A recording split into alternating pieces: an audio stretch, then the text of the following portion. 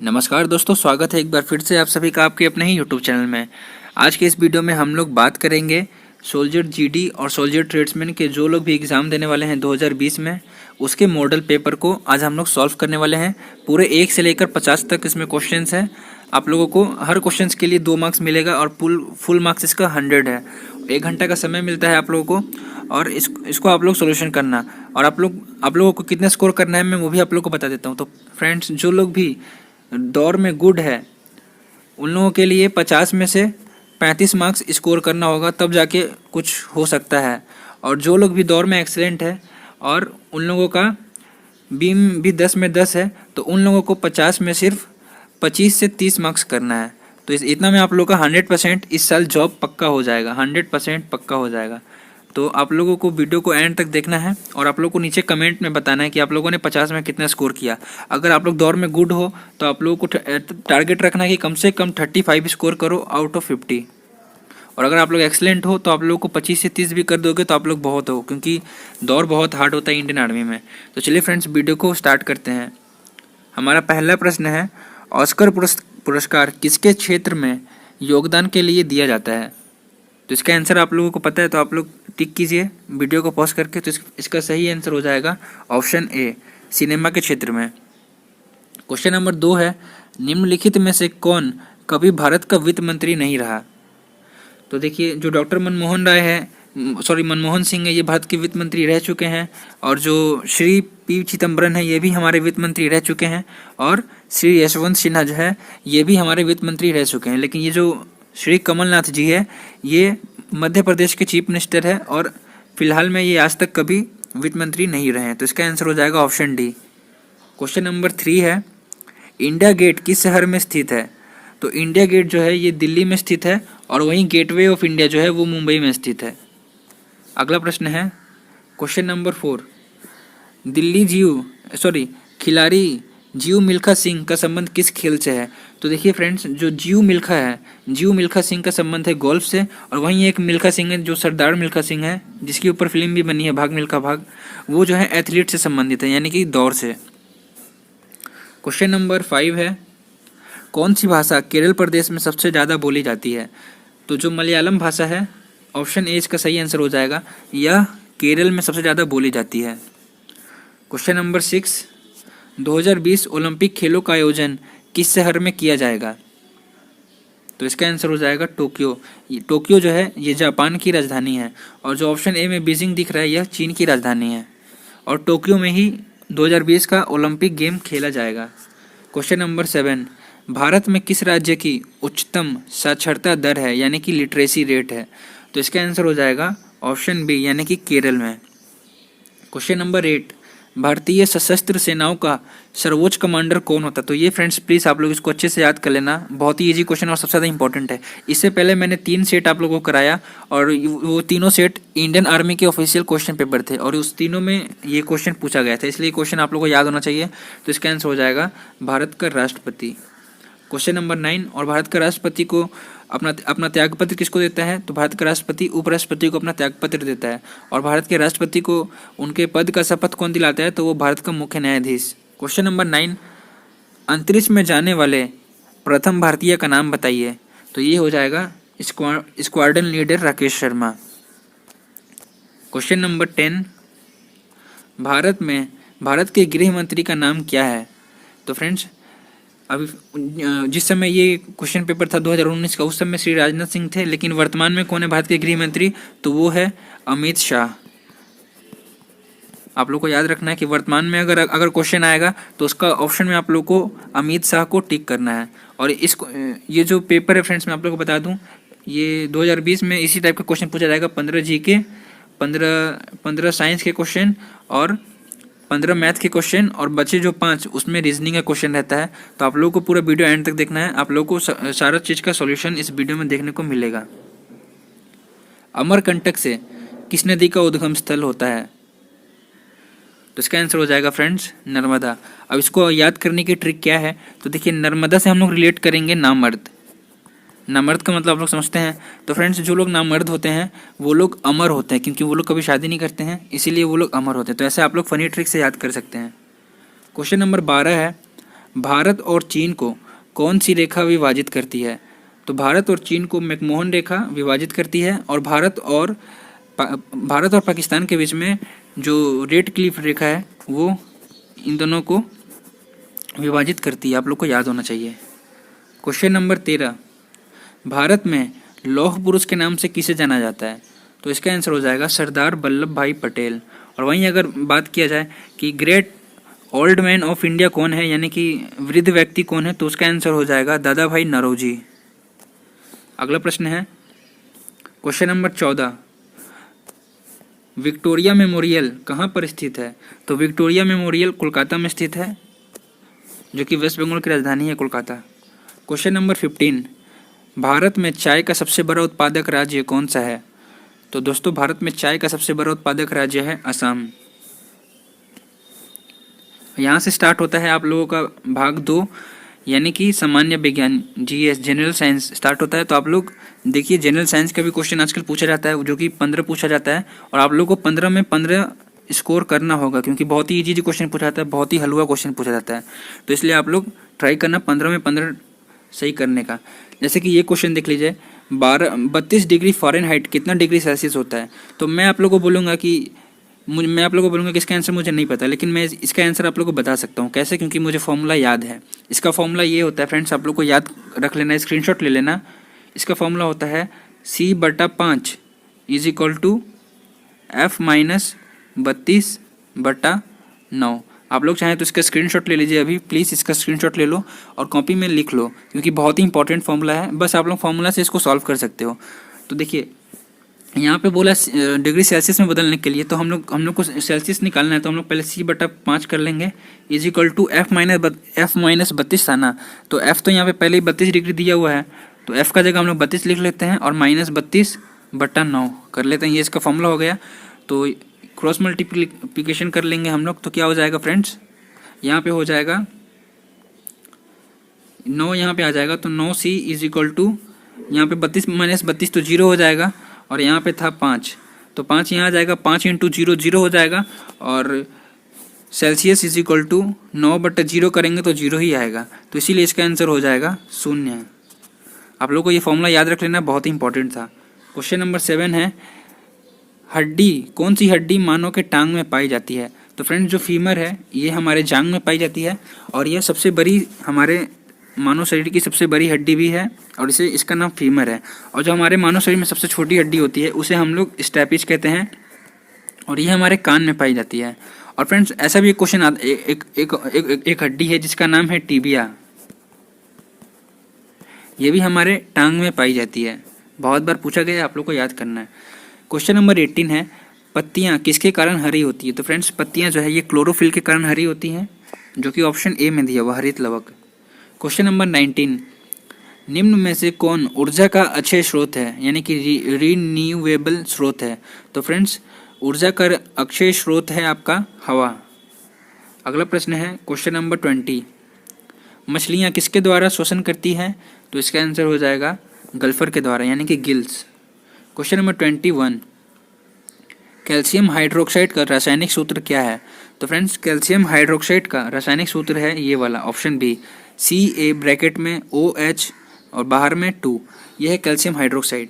Option A में जो दिख रहा है ये कैल्शियम क्लोराइड है, और ऑप्शन डी में जो दिख रहा है यह जिंक क्लोराइड है। और यहीं पे जो ऑप्शन सी में दिख रहा है, अगर यहाँ पे 2 के जगह हम लोग 3 कर दें तो ये कैल्शियम कार्बोनेट हो जाएगा। 2 यहाँ पे काट देंगे और CaCO3 ये कैल्शियम कार्बोनेट हो गया। अगला प्रश्न है हमारा क्वेश्चन नंबर 22, चंद्रमा पर एक व्यक्ति के भार पर क्या असर होगा? तो फ्रेंड्स चंद्रमा पर हमेशा व्यक्ति का भार घटेगा। जैसे कि मान लीजिए कि आप यहाँ पे 60 kg के हैं, तो आप चंद्रमा पे जाएंगे तो आप 10 kg के हो जाएंगे, क्योंकि चंद्रमा पे ग्रेविटी 1/6 होता है, यानी कि भार 1/6 होता है। जैसे कि मान लीजिए कि अगर आपका 6 kg है धरती पे, तो आप अगर चांद पे जाएंगे तो आपका 1/6 कर देंगे, तो ये हो जाएगा 1 kg, तो 1 kg आप लोग चांद पे हो जाएंगे। तो ये आप लोग को इम्पोर्टेंट याद रखना है। अगला प्रश्न है क्वेश्चन नंबर 23, लोहे का रासायनिक नाम क्या है? तो दोस्तों लोहे का रासायनिक नाम है Fe, यानी कि फेरिक, इंग्लिश में से कहते हैं फेरिक। अगला क्वेश्चन है 24 नंबर, समुद्र की सतह पर वायुमंडलीय दाब सर्वाधिक होता है। समुद्र सतह से ऊपर उठने पर वायुमंडलीय दाब में क्या परिवर्तन होगा? तो फ्रेंड्स मान लीजिए ये सी लेवल है, आप लोग इससे जितने अंदर जाएंगे उतने ज़्यादा प्रेशर इंक्रीज होगा, और अगर आप लोग समुद्र के जितने ऊपर जाएंगे तो धीरे धीरे जो आपका प्रेशर है वो कम होता जाएगा। जैसे कि एग्जांपल देता हूँ कि आप लोग कोई ये समुद्र है, आप लोगों ने देखा होगा कि इसके एकदम नीचे यानी कि लगभग 1 किलोमीटर नीचे कोई भी मछली नहीं होती है। कोई भी मछली समुद्र के 1 से 2 किलोमीटर नीचे नहीं पाई जाती है, क्योंकि बहुत ज़्यादा प्रेशर होता है और वहाँ पे जाने से सर फट जाता है। या फिर आप लोग एक अगर जो लोग सबमरीन में नेवी होते हैं वो लोग भी अंदर जाते हैं तो उन लोगों के भी नाक से ब्लड आता है, तो इसीलिए अंदर बहुत ज़्यादा प्रेशर होता है और ऊपर उठने से प्रेशर कम हो जाता है। अगला प्रश्न है, विद्युत का सुचालक है, तो ऑप्शन डी में दिख रहा है तांबा। और वैसे पूछ देगा कि सबसे ज़्यादा विद्युत का सुचालक कौन है, तो आंसर हो जाएगा चांदी। अगला क्वेश्चन है, जब धातु को गर्म करते हैं तो धातु का घनत्व घटता है। अगला क्वेश्चन है, रबर की उत्पत्ति कहाँ से होती है? तो फ्रेंड्स रबर की उत्पत्ति एक तारपिन नामक पेड़ होता है उसी से होती है, तो इसका आंसर हो जाएगा ऑप्शन सी। अगला क्वेश्चन है, कंपास की सुई हमेशा कौन सी दिशा दर्शाती है? तो फ्रेंड्स जो कंपास होता है वो हमेशा उत्तर दिशा की ओर होती है, इस तरह खाली हमेशा वो उत्तर की ओर अपना दिशा को दिखलाता है, इसलिए ऑप्शन ए सही हो जाएगा। नेक्स्ट क्वेश्चन है, पेनिसिलिन की खोज किसने करी थी? तो फ्रेंड्स पेनिसिलिन एक प्रकार का एंटीबायोटिक दवा है और इसकी खोज करी थी अलेक्जेंडर फ्लेमिंग ने। बहुत ही ज़्यादा इंपॉर्टेंट क्वेश्चन है। नेक्स्ट क्वेश्चन है, बॉक्साइट किस धातु का मुख्य अयस्क है? यह भी बहुत ही ज़्यादा इंपॉर्टेंट है दोस्तों, तो इसका आंसर हो जाएगा ऑप्शन बी यानी कि एल्युमिनियम। यहाँ से फ्रेंड्स स्टार्ट होता है आपका गणित यानी कि मैथ्स, और इसके भी 15 क्वेश्चंस आते हैं इंडियन आर्मी जीडी या फिर इंडियन आर्मी ट्रेडमैन में। तो आप लोग देखना कि मैं कैसे सॉल्व करूँगा, बहुत ही मस्त ट्रिक बताऊँगा, बहुत ही ईजी बच्चों की तरह, ताकि आप लोग कभी भूल ना पाओ। और प्लीज़ वीडियो को लाइक शेयर और सब्सक्राइब जरूर करना, आप लोगों से मेरी छोटी सी रिक्वेस्ट है। तो यहाँ पे देखिए, यहाँ पे है 12, फिर दिया है 3, फिर दिया है -6, तो इसकी अगली पंक्ति ज्ञात करनी है। तो फ्रेंड्स 12 से 3 देखेंगे हम लोग -9 हुआ है, और 3 से भी -6 में देखेंगे तो -9 हुआ है, तो फिर -6 से भी -9 कर देंगे तो कितना हो जाएगा -15। तो फ्रेंड्स इसका आंसर हो जाएगा ऑप्शन बी। बहुत ही ज़्यादा ईजी क्वेश्चन था और ऐसे क्वेश्चन हर एग्जाम में पूछे जाते हैं। अगला प्रश्न है, नल और टंकी से। 2 नल एक टैंक को कम से कम, एक नल को हम लोग ए मान लेते हैं, एक नल को हम लोग बी मान लेते हैं। तो एक नल है वो 10 घंटा में भर देता है और दूसरा नल 15 घंटा में भर देता है। आगे पढ़ते हैं, यदि दोनों नलों को एक साथ खोल दिए जाएं तो टैंक भरने में कितना समय लगेगा? तो फ्रेंड्स हम लोग सबसे पहले इसका एलसीएम ले लेंगे, तो 10 और 15 का एलसीएम होता है 30, और ए जो है 10 से 30 को काटेंगे तो 3 जाएगा, यानी कि ए 1 घंटे में 3 लीटर पानी भरता है, और बी की बात करें तो 15 से 30 को काटेंगे तो यहाँ 2 जाएगा, तो बी 1 घंटे में 2 लीटर पानी भरता है। तो यहाँ पे क्या लिखा है कि दोनों एक साथ खोल दिए जाएं तो टैंक को भरने में कितना समय लगेगा? तो कुल टैंक में पानी है 30 लीटर और दोनों को एक साथ अगर खोल देंगे तो 3 + 2 कितना हो जाएगा? 5। तो यहाँ पे 5 लिख देंगे और काटाकुटी कर लेंगे तो इसका आंसर आएगा 6 घंटा। तो ऑप्शन बी इसका सही हो जाएगा। उम्मीद करता हूँ आप लोग समझ गए होंगे, बहुत ही ईजी क्वेश्चन था और बहुत ही ज़्यादा इंपॉर्टेंट क्वेश्चन था। अगला प्रश्न है, निम्नलिखित पद को हल कीजिए। यहाँ पे दिया हुआ है 2.9 × 7.5 × √256 बटा में 4 का स्क्वायर। तो फ्रेंड्स ये जो अंडर रूट में दिया हुआ है ना 256, इसको हम लोग अंडर रूट से बाहर लाएंगे तो ये 16 हो जाएगा, और नीचे में भी दिया हुआ 4 का स्क्वायर, ये भी 16 होता है, तो 16 कट गया, बचा क्या? 2.9 × 7.05। तो फ्रेंड्स अगर हम लोग, आपको इसको शॉर्ट ट्रिक बताता हूँ, आप लोग क्या करो, आप लोग पॉइंट को भूल जाओ, दशमलव को भूल जाओ, डायरेक्ट आप लोग 29 × 705 कर दो, तो आप लोग का आंसर निकल के आएगा कुल 20,445। ये आप लोग का आंसर निकल के आएगा। तो अभी आप लोगों को आंसर टिक नहीं करना है, अभी 1 मिनट आपका काम बचा हुआ है। आप लोग यहाँ पे देखेंगे कि 2.9 में पॉइंट के बाद 1 अक्षर है और 7.5 में पॉइंट के बाद 2 अक्षर है, तो कुल कितना हुआ? पॉइंट के बाद 3 अक्षर हुआ, 0.9 और 0.05, कुल 3 अक्षर हुआ। तो यहाँ पे 20,445 में लास्ट के 3 वर्ड को छोड़ के दशमलव लगा देंगे, तो क्या आंसर आएगा? 20.445। तो इसका आंसर हो जाएगा फ्रेंड्स ऑप्शन नंबर डी। ऐसे आप लोग इसको सॉल्व कर सकते हैं। अगला क्वेश्चन है, वैसे भी आप लोग इसको गुना कर देंगे तो देख लीजिए 20,045 आएगा, ऑप्शन में कहीं नहीं दिख रहा है, ये तीनों में 20,045 सिर्फ इसमें दिख रहा है, तो ऐसे भी आप लोग सॉल्व कर सकते थे। अगला क्वेश्चन है, 2 संख्याओं का लघुत्तम यानी कि एलसीएम 1134 और महत्तम यानी कि HCF 18 है। यदि उनमें से एक संख्या 162 हो तो दूसरी संख्या क्या होगी? तो फ्रेंड्स इसका एलसीएम होता है, फॉर्मूला होता है LCM into HCF is equal to पहला संख्या गुना दूसरा संख्या। ये इसका फॉर्मूला होता है। आप लोग इसको अच्छे से याद कर लो या फिर स्क्रीनशॉट ले लो। तो फ्रेंड्स एलसीएम दिया हुआ है हम लोगों को कितना है 1134 और HCF कितना है, HCF दिया हुआ है 18 और पहली संख्या दी हुई है 162, दूसरी संख्या ज्ञात करनी है। तो हम दूसरी संख्या को x मान लेते हैं। तो काटा कुटी कर लेंगे। 18 से ये जाएगा 9 बार में और 9 से ये कट जाएगा आपका एक बार में जाएगा, तो फिर हासिल बचा 2, 2 3 23 हो गया। फिर 2 बार में जाएगा 18, हासिल बचा 5, 5 4 54 जाएगा 6 बार में। तो x इज इक्वल टू 156 इसका आंसर हो गया, जो कि ऑप्शन ए में है। इंपॉर्टेंट क्वेश्चन था दोस्तों, बहुत ही ज़्यादा ईजी क्वेश्चन था। तो आप लोगों को देख सकते हैं कितना ईजी क्वेश्चन आता है आप लोगों के आर्मी के एग्ज़ाम में। आप लोग आराम से 50 में, अगर मैं आप लोग की जगह होऊंगा तो आराम से 50 में 50 स्कोर कर दूंगा। बहुत ही इजी क्वेश्चन आता है। नेक्स्ट क्वेश्चन है दोस्तों, एक सेकंड में इसका फॉन्ट चेंज कर लेता हूँ, ग्रीन कर लेता हूँ ताकि आप लोग अच्छे से दिखे।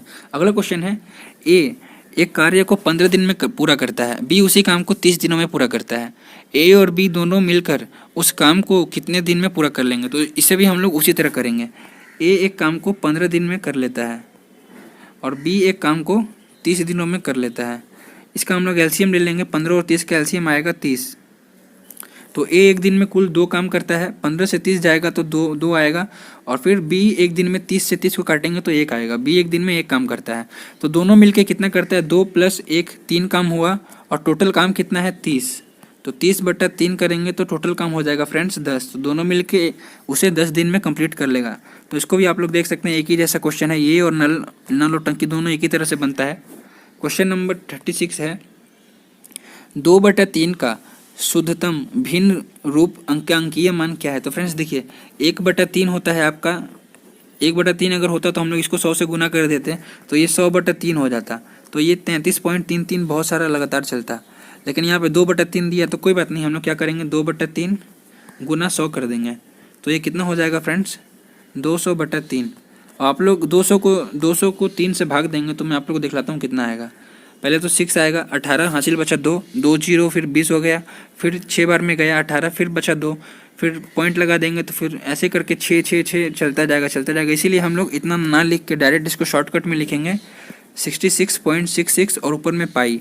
तो इसका आंसर हो जाएगा फ्रेंड्स, कहाँ दिया है ऐसा? तो ऐसा हम लोग को ऑप्शन ए में दिख रहा है 0.6 और फिर उसके बाद में पाई दिया हुआ है। तो इसका आंसर हो जाएगा ऑप्शन ए। अगला प्रश्न है 37, किसी वस्तु को 140 रुपये में खरीद कर 168 रुपये में बेचा गया तो उसका लाभ प्रतिशत क्या है? तो फ्रेंड्स देखिए, आपने किसी चीज़ को 140 रुपये में खरीदा और 168 रुपये में बेचा तो आप लोग को 28 रुपये का फ़ायदा हुआ। किस पे हुआ? 140 रुपये पे फ़ायदा हुआ। तो आप लोग क्या करेंगे, 28 रुपये का फ़ायदा हुआ 140 पे गुना 100 कर देंगे तो इसका आंसर आ जाएगा। 0 से 0 कट गया, 14 से 28 2 बार में कट गया और 2 × 10 कितना हुआ 20। तो इसका आंसर हो जाएगा दोस्तों 20%। ईजी था। मैं आप लोग को फिर से बताता हूँ, यहाँ पे लिखा हुआ था किसी वस्तु को आपने 140 रुपये में खरीदा और उसको बेच दिया 168 रुपये में, तो आप लोगों को कुल कितना फ़ायदा हुआ? 140 में खरीदा और 168 में बेचा तो 28 रुपये का फ़ायदा हुआ ना।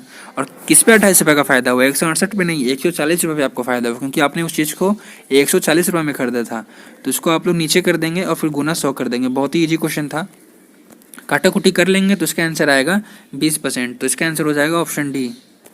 अगला क्वेश्चन है क्वेश्चन नंबर 38, उस घन का आयतन ज्ञात करो जिसकी भुजा, एक भुजा की लंबाई 1 मीटर। तो फ्रेंड्स जो घन होता है यानी कि क्यूब, उसका आयतन होता है भुजा का क्यूब यानी कि a क्यूब। तो फ्रेंड्स यहाँ पे भुजा दिया हुआ है 1 मीटर, तो इसका आंसर भी हो जाएगा 1 मीटर क्यूब, जो कि इसका ऑप्शन देखेंगे तो हम लोग तीनों इसका ऑप्शन सही है, क्योंकि 1 मीटर क्यूब को हम लोग ये भी लिख सकते हैं, ये भी लिख सकते हैं, ये भी लिख सकते हैं। लेकिन इंडियन आर्मी में इतना टफ ऑप्शन नहीं देगा, सीधा आप लोग को लिख देगा 1 metre cube, 1 metre square, 1 metre को मान में 4 ऐसा दे देगा। तो आप लोग को 1 मीटर क्यूब इसका आंसर देना है। तो इसका आंसर हो जाएगा ऑप्शन डी यानी कि सभी। नेक्स्ट क्वेश्चन है √225/289 क्या होगा? तो फ्रेंड्स अंडर रूट में ये भी है 225 और अंडर रूट में ये भी है 289। तो 225 ये 15 का स्क्वायर है और 289 ये 17 का स्क्वायर है। तो इसका आंसर हो जाएगा दोस्तों ऑप्शन ए यानी कि 15/17। नेक्स्ट क्वेश्चन है, एक मीनार की छाया मीनार की ऊंचाई के बराबर हो तो देखने के स्थान से मीनार के शिखर तक का कोण क्या होगा। तो देखिए मैं आप लोग को इसकी शॉर्ट ट्रिक बताता हूँ। ये एक मीनार समझ लीजिए, ये एक मीनार है और ये इसकी छाया है, ठीक है।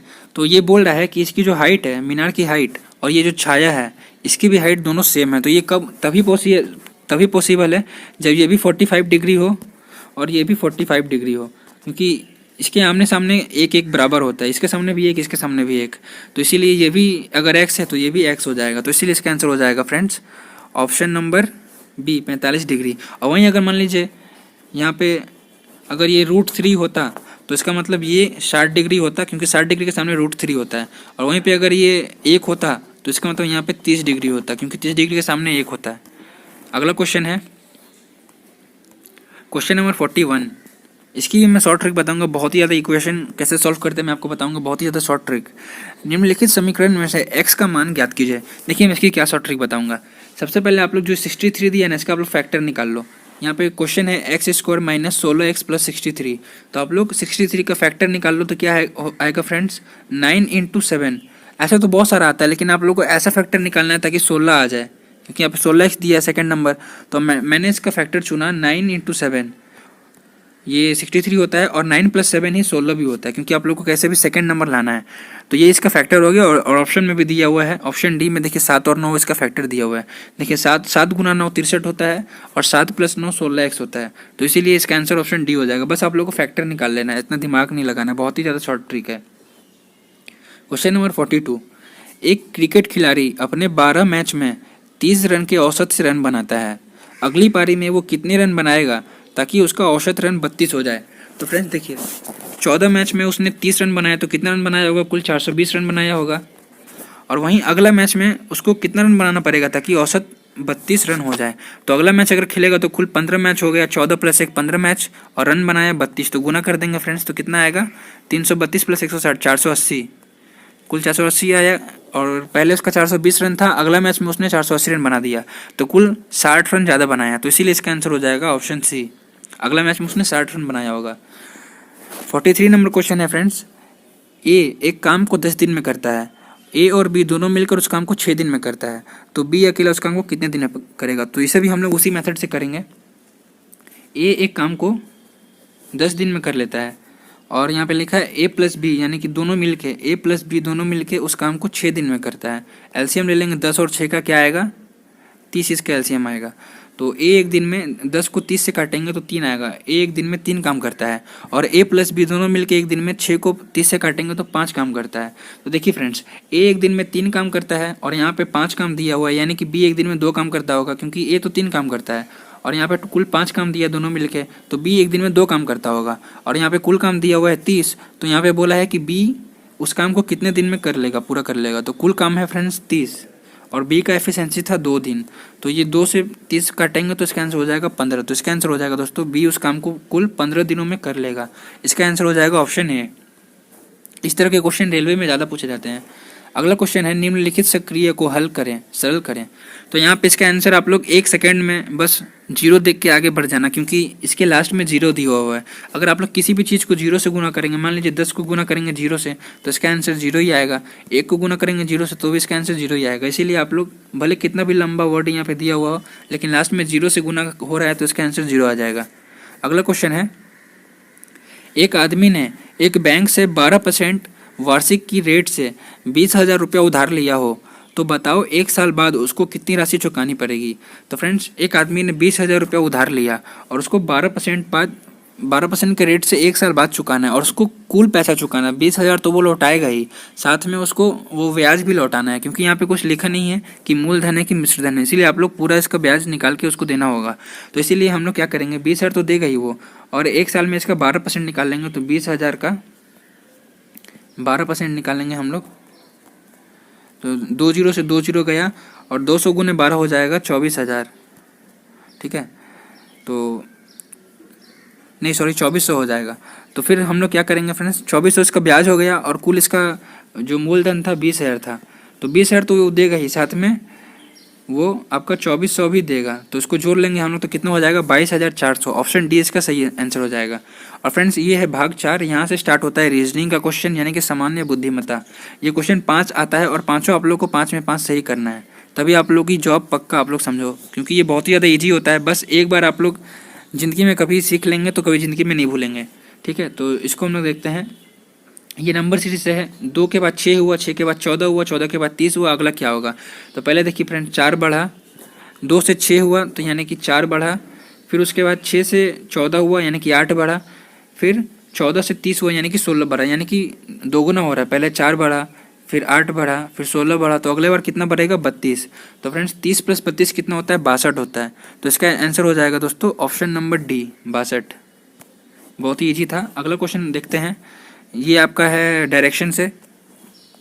एक आदमी दक्षिण दिशा की ओर मुंह किए खड़ा है, तो ये आप लोगों को दिशा पता होना चाहिए। मैं आप लोगों को बता देता हूँ, आप लोग पहली बार देख रहे हैं तो ये होता है पूरब, ये होता है पश्चिम, ये होता है उत्तर और ये होता है दक्षिण। इंग्लिश वालों को ही बता दे रहा हूँ, ये होता है ईस्ट, ये होता है वेस्ट, ये होता है नॉर्थ, ये होता है साउथ। अब आप लोग कभी नहीं भूलेंगे, इसका स्क्रीनशॉट ले लीजिए, नहीं तो आप लोग भूल जाएंगे। चलिए मैंने मिटा दिया। अब मैं क्वेश्चन सॉल्व करता हूँ। यहाँ लिखा है एक आदमी दक्षिण की ओर मुँह किए खड़ा है, यानी कि इस साइड में वो मुँह किया हुआ है, इस तरफ में नीचे की ओर मुँह किया हुआ है दक्षिण की ओर। वह घड़ी की सुई की दिशा के विपरीत 135 डिग्री मुड़ जाता है। देखिए घड़ी की सुई इस तरह से घूमती है, आप लोग को पता है। ये हो गया आपका क्लॉकवाइज डायरेक्शन। और यहाँ पे क्या लिखा है, वह घड़ी की सुई की दिशा के विपरीत, यानी कि इस तरह वो जा रहा है और 135 डिग्री मुड़ जाता है। देखिए फ्रेंड्स, मैं आप लोग को एक चीज़ बता रहा हूँ, ये इस तरफ मुंह किया हुआ है। अगर वो 135 डिग्री मुड़ा, देखिए अगर वो 90 डिग्री मुड़ता तो वो इस तरह हो जाता, क्योंकि ये पूरा गोल होता है 360 डिग्री का, और ये होता है 90 डिग्री, ये 180 डिग्री, ये 270 डिग्री और ये 360 डिग्री। उम्मीद करता हूँ आप लोग समझ रहे हैं। तो ये इस तरह मुंह किया हुआ था और 135 डिग्री वो इस तरफ घड़ी के विपरीत दिशा में मुड़ा, यानी कि 90 डिग्री ऐसे मुड़ा होगा और 45 डिग्री ऐसे मुड़ा होगा, यानी कि वो डायरेक्ट तिरछा मुड़ गया, इस तरह मुड़ गया। पहले वो इस तरह का था, इस तरह फेस किया हुआ था, डायरेक्ट वो तिरछा मुड़ गया, 135 डिग्री मुड़ गया घड़ी के विपरीत। और उसके बाद घड़ी की सुई के दिशा के अनुरूप 180 डिग्री मुड़ जाता है, यानी कि पहले तो वो घड़ी की दिशा के विपरीत मुड़ गया फ्रेंड्स, उल्टा मुड़ गया, जहाँ ऐसे मुड़ना चाहिए वो उल्टा वो मुड़ गया 135 डिग्री। और फिर उसके बाद में सीधा मुड़ गया 180 डिग्री, यानी कि वापस इसको हम लोग 135 डिग्री अगर वो मुड़ेगा तो वापस इसी दिशा में आ जाएगा। और 135 से कितना ज़्यादा 180, तो आप लोग बोलेंगे 45 डिग्री ज़्यादा है, तो यानी कि और ज़्यादा आप लोग 45 इधर कर देंगे इस तरह से। अगर वो पूरा अगर 90 मुड़ता तो इस तरफ हो जाता वो पश्चिम की तरफ, लेकिन वो ज़्यादा 45 डिग्री हो गया इस तरफ, यानी कि घड़ी की तरफ, तो ये इस साइड में हो गया है। तो अब बोल रहा है कि अब वह किस दिशा की ओर मुँह किए खड़ा है। तो ये कौन सा दिशा होता है फ्रेंड्स, ये होता है आपका पूर्व पश्चिम उत्तर दक्षिण, तो ये होता है दक्षिण पश्चिम। तो इसका आंसर हो जाएगा ऑप्शन सी। आप लोग को उम्मीद करता हूँ आप लोग समझ गए होंगे। देखिए मैं आप लोग को स्पीड में बता रहा हूँ क्या हुआ कि वो इस तरफ मुँह किए वो खड़ा था, पहले वो इस तरफ मुड़ा 135 डिग्री, यानी कि तिरछा मुड़ा, ये तो 90 डिग्री हो गया और ये 45 डिग्री, तो कुल 135 डिग्री मुड़ा। और फिर उसके बाद में क्लॉक वाइज वो मुड़ गया आपका 180 डिग्री। तो अगर वो 135 डिग्री फिर से मुड़ता तो यहाँ पे आ जाता, यानी कि फिर से इसी तरफ आ जाता जहाँ पहले था, ऐसे आ जाता। और फिर उसके बाद 45 डिग्री तिरछा मुड़ा, क्योंकि 180 डिग्री मुड़ा था वो क्लॉकवाइज, इसीलिए इस साइड में भी उसका मुंह होगा, और वो इस साइड को क्या कहते हैं दक्षिण पश्चिम। अगला क्वेश्चन की तरफ बढ़ते हैं। यदि किसी कोड में डॉटर को ये लिखा जाता है तो एप्टीट्यूड को क्या लिखा जाएगा। फ्रेंड्स ध्यान से देखिएगा, डॉटर को यहाँ पे जो डॉटर का ये स्पेलिंग है DAUGH, ये यहाँ पे लिख दिया है DAUGH, यहाँ पे देखिए DAUGH लिखा है, और लास्ट का जो TER है उसको फर्स्ट कर दिया। तो हम लोग इसका भी यही करेंगे।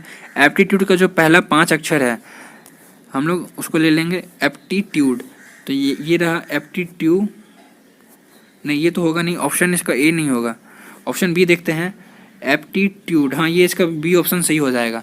जैसे कि यहाँ पे इसमें दिया हुआ था डॉटर का पहले DAUGH को यहाँ पे लिख दिया गया था, वैसे ही हम लोग एप्टीट्यूड का भी APTIT को पहले लिख देंगे, लास्ट में लिख देंगे। तो यहाँ पे हो गया APTIT, और लास्ट के वो जो अक्षर है उसको हम लोग पहले लिख देंगे, यानी कि एप्टीट्यूड। ये इसका ऑप्शन नंबर बी सही हो जाएगा। क्वेश्चन नंबर 49 है, और इसके बाद लास्ट क्वेश्चन बचेगा। 5 से 25 हुआ 25 से 125 हुआ, और 125 से 625 हुआ, और उसके बाद में 3125 हुआ। नेक्स्ट क्या आएगा? तो देखिए फ्रेंड्स, सब में 5 गुना हो रहा है। 5 से 25 गुना 5 हुआ, अगला बार भी गुना 5 हुआ, अगला बार भी गुना 5 हुआ। तो इसको भी हम लोग 3125 को हम लोग 5 से गुना कर देंगे। तो 31 को हम लोग अगर 5 से गुना करेंगे तो ये आएगा 155, और 25 को 5 से गुना करेंगे तो 125 आएगा। तो जोड़ देंगे हम लोग 156, 25, ये इसका आंसर हो जाएगा। तो कहाँ पे है? ये ऑप्शन नंबर सी इसका सही आंसर हो जाएगा। और ये हमारा आज का लास्ट क्वेश्चन है फ्रेंड्स। आप लोगों को इसका आंसर बताना कि आप लोगों ने कितना आंसर किया है टोटल 50 में, ताकि मैं पता लगा सकूं कि आप लोग की तैयारी कैसी है। लास्ट क्वेश्चन है कि अगर हम लोग टेम्प्रोरी को ये लिखते हैं और एक्सक्यूज़ को ये लिखते हैं तो एच्योर को क्या लिखेंगे? तो फ्रेंड्स देखिए, इसको आप लोग ऑप्शन से एलिमिनेट कर सकते हैं। तो वैसे आप लोग देखिए, क्या आप लोग को एच्योर का पता लगाना है। तो सबसे पहले हम लोग खोज करेंगे कि ए का जो कोड है वो क्या है। तो यहाँ पे देख लीजिए ए है, यहाँ पे ए है। तो यहाँ पे ए के बारे में, ये लास्ट के 2 से पहले है, यानी कि लास्ट का 3 नंबर है ए। तो यहाँ पे लास्ट का 3 नंबर क्या है? ओ। तो पहला वर्ड तो हम लोग पता चल गया कि ओ होगा। और अगला वर्ड हम लोग पता करते हैं। अगला वर्ड है हमारा डबल एस। तो 2 बार एस का हम लोग को सिर्फ एस का वर्ड पता करना है। तो यहाँ पे आप लोग देखिएगा फ्रेंड्स, एक्सक्यूज़ में यहाँ पे लास्ट का पहले एक है, यानी कि दूसरा, लास्ट से दूसरा नंबर है। तो यहाँ पे भी लास्ट का दूसरा नंबर एक्स है। तो यानी कि ओ के बाद डबल एक्स आएगा। तो ओ डबल एक्स कहाँ पे है? तो आप लोग बोलेंगे यहाँ भी है, यहाँ भी है। तो ये तो होगा नहीं और ये भी होगा नहीं। तो बचा सिर्फ 2 ऑप्शन। तो यहाँ पे हम लोग देख लेते हैं क्या क्या सेम है। तो फ्रेंड्स, चौथा नंबर यहाँ पे आता है एच्योर में यू। तो आप लोगों को बस यू का कोड पता चल जाए तो आप लोग बता सकते हैं कि कौन सा इसका आंसर होगा। तो यहाँ पे आप लोग देखिएगा फ्रेंड्स, एक्सक्यूज़ में ये यू चौथे नंबर में है। तो इसका कोड है भी, क्योंकि ये भी चौथे नंबर में है। तो इतना तो पता चल गया कि लास्ट में भी होगा। तो इसके तो लास्ट में वाई दिया, तो ये भी ऑप्शन इसका गलत हो गया। तो इसका आंसर हो गया फ्रेंड्स ऑप्शन नंबर बी, ये इसका सही आंसर हो गया। और आप लोगों को नीचे कमेंट करके बताना होगा कि आप लोगों ने 50 में कितना स्कोर किया। अगर आप लोग गुड है रनिंग में तो आप लोगों को मैं बोलूँगा कि 35 तो आप लोग करो ही करो। ये आप लोग के लिए करना ही होगा, तभी आप लोग जॉब ले सकते हो। और अगर आप लोग एक्सेलेंट हो दौड़ में तो बस आप लोग 25 से 30 टच कर देना, आप लोगों की जॉब फिक्स है। क्योंकि मैं समझ सकता हूँ कि अगर आप लोग एक्सेलेंट हो दौड़ में तो आप लोगों ने बहुत मेहनत करके ही दौड़ हासिल किया होगा। तो इसीलिए आप लोग कमेंट करके बताना। और आप लोग इसकी सेकंड पार्ट चाहते हो कि नहीं, आप लोग मुझे कमेंट करके बता सकते हो। बहुत मेहनत लगा मुझे ये वीडियो बनाने में, ठीक है। तो एक सब्सक्राइब जरूर कर देना। जय हिंद। अगर आप लोग आर्मी के जॉब से प्यार करते हो तो प्लीज़ एक सब्सक्राइब कर ही देना। अभी मैं लाइव नहीं आ सकता हूँ, आप लोगों की लाइव क्लासेस नहीं ले सकता हूँ, क्योंकि मेरे चैनल में सब्सक्राइबर्स अभी 1000 भी नहीं है। जब मेरे चैनल में 1000 सब्सक्राइबर हो जाएंगे तब मैं लाइव क्लासेस आके लूँगा और आप लोग उसमें लाइव पार्टिसिपेट कर सकते हो। तो मिलते हैं किसी नेक्स्ट वीडियो में, तब तक के लिए बाय बाय, टेक केयर, जय हिंद।